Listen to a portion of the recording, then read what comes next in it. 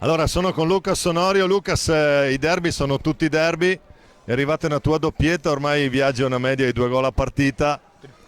Tripletta. Ah sì, giusto l'ultimo. Mi perdi i gol. Migliore della serata, però non è stato un derby facile.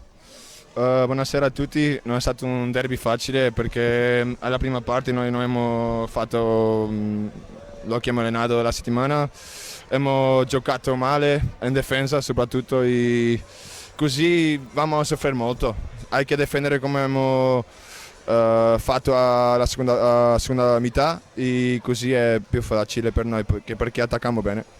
Sì, abbiamo visto tra l'altro nel secondo tempo vi siete un po', diciamo, sbloccati, c'era più Valdagno sicuramente e aggiustando qualcosa in difesa poi alla fine il risultato l'abbiamo portato a casa. 3 punti comunque importanti contro un Braganza che non capisco come faccia a essere a 0 punti perché se giocano sempre così è dura.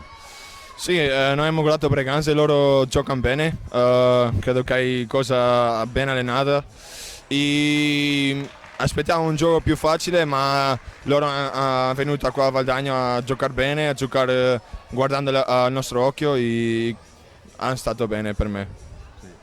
Grazie Lucas.